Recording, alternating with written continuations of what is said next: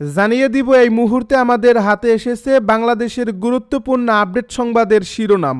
শুরুতেই থাকছে বেগম খালেদা জিয়ার স্বাস্থ্য নিয়ে গভীর উদ্বেগ নরেন্দ্র মোদীর। আরও জানাবো খালেদা জিয়ার শারীরিক অবস্থায় স্থিতিশীল, বিভ্রান্ত না হওয়ার আহ্বান বিএনপি নেতা ফখরুলের। এদিকে নরেন্দ্র মোদীর প্রতি কৃতজ্ঞতা প্রকাশ বিএনপির। আরও থাকছে বেগম খালেদা জিয়াকে অতি গুরুত্বপূর্ণ ব্যক্তি ঘোষণা। সব শেষে জানিয়ে দিব তারেক রহমান শীঘ্রই দেশে ফিরবেন, জানালো বিএনপি নেতা সালাউদ্দিন। এতক্ষণ শুনছিলেন সংবাদের শিরোনাম, এবারে বিস্তারিত। তবে তার আগে অনুরোধ রইল ভিডিওটিতে একটি লাইক এবং কমেন্ট করে জানিয়ে দিন ভিডিও সম্পর্কে আপনার মূল্যবান মতামত। আরও জানিয়ে দিন ভিডিওটি কোথা থেকে দেখছেন বা কোন জেলা থেকে দেখছেন। বেগম খালেদা জিয়ার স্বাস্থ্য নিয়ে গভীর উদ্বেগ নরেন্দ্র মোদীর।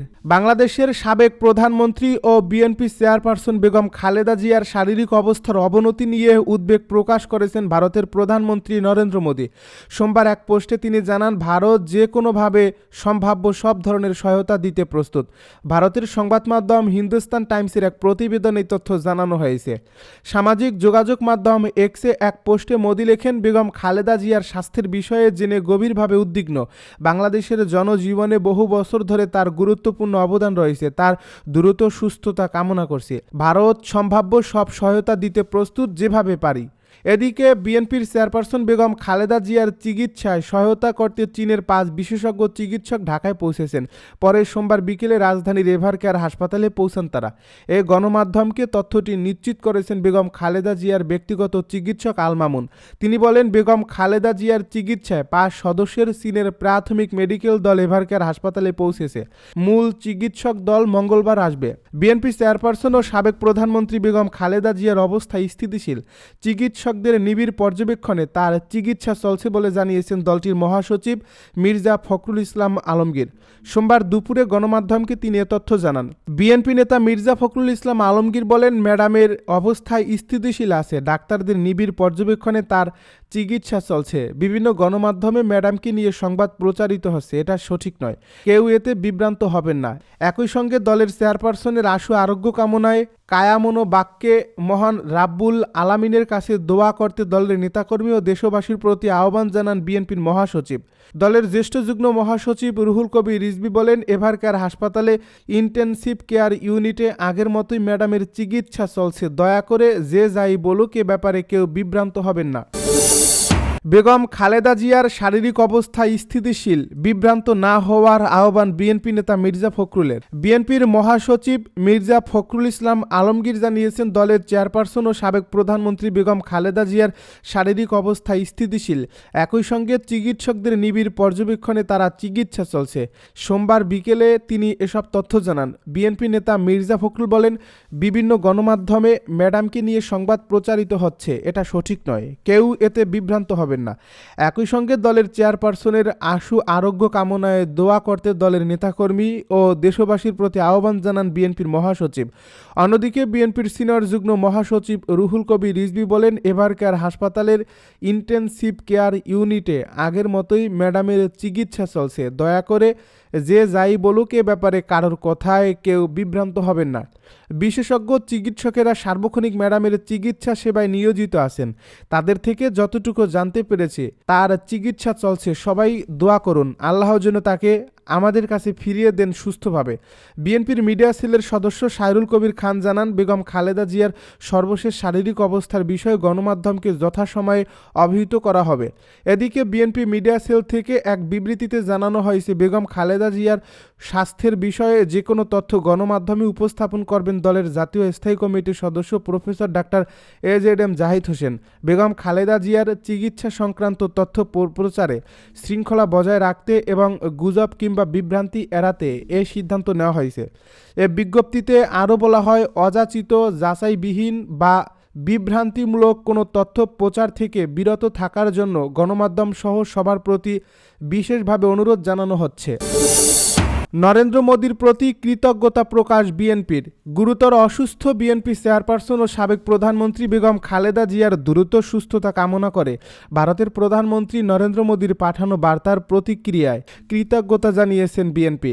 সোমবার সামাজিক যোগাযোগ মাধ্যমে এক্সে উদ্বেগ প্রকাশ করে পোস্ট করেন তিনি। নরেন্দ্র মোদী বলেন, বেগম খালেদা জিয়ার স্বাস্থ্যের বিষয়ে জানতে পেরে গভীরভাবে উদ্বিগ্ন। তিনি বাংলাদেশের গণজীবনে বহু বছর গুরুত্বপূর্ণ অবদান রেখেছেন। তার দ্রুত আরোগ্যের জন্য আমাদের আন্তরিক প্রার্থনা ও শুভকামনা রইল। ভারত যে কোনোভাবে সব ধরনের সহায়তা দিতে প্রস্তুত। মোদির এই বার্তার পর বিএনপি তাদের অফিসিয়াল অ্যাকাউন্টে কৃতজ্ঞতা জানিয়ে লিখেছে, বিএনপি চেয়ারপারসন বেগম খালেদা জিয়ার দ্রুত আরোগ্য কামনা করায় ভারতের মাননীয় প্রধানমন্ত্রী নরেন্দ্র মোদীর প্রতি তার সুচিন্তিত বার্তার জন্য আন্তরিক কৃতজ্ঞতা প্রকাশ করছে। বিএনপি এই সদিচ্ছার নিদর্শন এবং সমর্থন প্রদানের প্রস্তুতির প্রতি গভীরভাবে কৃতজ্ঞ। ৮০ বছর বয়সী বেগম খালেদা জিয়া ২৩ নভেম্বর থেকে ঢাকা রেভার কেয়ার হাসপাতালে ভর্তি আছেন। শুরুতে ফুসফুসের সংক্রমণ নিয়ে ভর্তির পর তার শারীরিক জটিলতা বাড়তে থাকে। পরে তাকে করোনারি কেয়ার ইউনিটে নেওয়া হয় এবং জীবন রক্ষাকারী ব্যবস্থা দেওয়া হয়। বিদেশি বিশেষজ্ঞ সহ একটি মেডিকেল বোর্ড তার সার্বক্ষণিক তত্ত্বাবধান করছে। বিএনপি নেতারা জানিয়েছেন, তার শারীরিক অবস্থার কোনো উন্নতি হয়নি। দলের ভাইস চেয়ারম্যান আহমেদ আজম খান বলেন, চিকিৎসকেরা প্রায় সব ধরনের চিকিৎসা প্রয়োগ করছেন। উনি খুবই সংকটাপন্ন অবস্থায় আছেন। এখন জাতির কাছে দোয়া চাওয়া ছাড়া আর কোনো কিছুই করার নেই। বিএনপির মহাসচিব মির্জা ফখরুল ইসলাম আলমগীর একই মন্তব্য করেন। তিনি বলেন, দেশি বিদেশি চিকিৎসকরা দিনরাত চেষ্টা চালিয়ে যাচ্ছেন। উনি অত্যন্ত অসুস্থ, সবাই সর্বোচ্চটা দিয়ে চেষ্টা করছেন। বেগম খালেদা জিয়া দীর্ঘদিন ধরে লিভার, কিডনি, ডায়াবেটিস, আর্থ্রাইটিস ও চোখের জটিলতা সহ নানান দীর্ঘমেয়াদী রোগে ভুগছেন। উন্নত চিকিৎসার জন্য তিনি ৪ মাস লন্ডনে থাকার পর চলতি বছরের ৬ মে দেশে ফেরেন। বেগম খালেদা জিয়াকে অতি গুরুত্বপূর্ণ ব্যক্তি ঘোষণা। বিএনপি চেয়ারপারসন ও সাবেক প্রধানমন্ত্রী বেগম খালেদা জিয়াকে অতি গুরুত্বপূর্ণ ব্যক্তি ঘোষণা করছে সরকার। একই সঙ্গে সাবেক প্রধানমন্ত্রীর জন্য বিশেষ নিরাপত্তা বাহিনী, স্পেশাল সিকিউরিটি ফোর্স নিয়োগ দেওয়া হচ্ছে। সোমবার প্রধান উপদেষ্টার কার্যালয় থেকে এ সংক্রান্ত প্রজ্ঞাপন জারি করা হয়েছে।